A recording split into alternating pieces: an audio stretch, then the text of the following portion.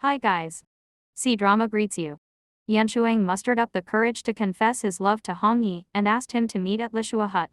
However, when Hongyi was attending the appointment, he received an invitation from Feng Yin to talk to Yufeng Shenzhen, so he had to go to Wutong Island first. Kuching watched Hongyi enter Feng Yin's palace and heard the maids gossiping about the appearance of the two talented men. He almost overturned the jealousy and was blocked from entering by the Fu Chen sword.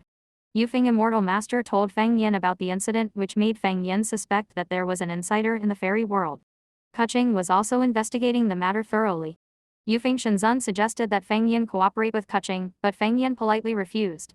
After analyzing the case, Hongyi suddenly remembered that he had an appointment today and hurriedly ran to the Lishua cottage.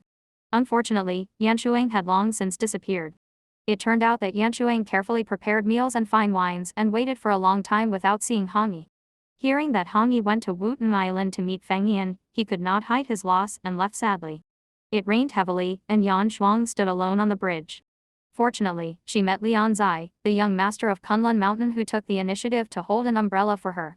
Lianxi brought Yanshuang to the inn. Yanshuang looked at his scroll curiously and was shocked to find that the person in the painting was himself. On the other hand, Hongyi hurriedly came to reprimand Lian Zai for having evil intentions towards Yanshuang, and explained to Yanshuang the reason why he broke the appointment. However, Yanshuang did not listen to the explanation at all, deliberately holding Lian Eleven's arm, and completely parted ways with Hongyi. In order to keep her position as Emperor of Heaven, Hua Shu practiced hard every day, hoping to be promoted to God as soon as possible. But it was precisely because Hua Shu was eager for success that she almost went crazy.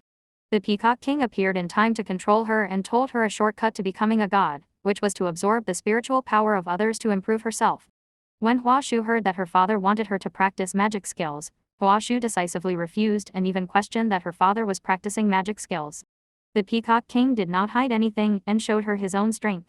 The Peacock King pretended to be considerate of his daughter and his people and once again played the family card, which made Hua Shu feel unbearable. He even revealed that only by practicing magic can Emperor Lanfeng be resurrected. After the Peacock King left, Hua Shu came to Emperor Lanfeng and felt grateful that he and his father were sincere to her in this world. She finally made a choice and sent a message to the Peacock King, telling him to hide his evil aura. Cheng Yu lived up to his expectations and survived several calamities in the world and was promoted. However, when he heard that Ku Cheng had shown his kindness to Feng Yin many times, he mistakenly got that Ku Cheng was in love with Feng Yin and felt sorry for a Yin. Just because Cheng Yi didn't know about a Yin's nirvana and was reborn, he still came to Rakshasa land to worship on a Yin's death day. Kuching brought Feng Yin over. When everyone saw this scene, they felt moved and funny. Feng Yin stepped forward to eat the sacrifice. Cheng Yi was angry and wanted to question him. When he took a closer look, it turned out to be a Yin, and he was extremely surprised. When Hongyi saw King Yi and Feng Yin getting closer, she was worried that King Shan would talk nonsense and make Feng Yin misunderstand the relationship between Kuching and Ayan. So she went to Feng Yin privately to clarify, saying that Kuching had nothing but pity for the water condensation beast. The slightest bit of affection is ultimately self-defeating.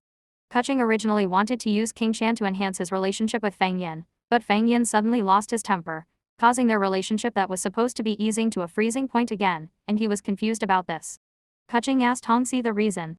After listening to the other party's account, he couldn't help but angrily scolded her to stop interfering in his feelings.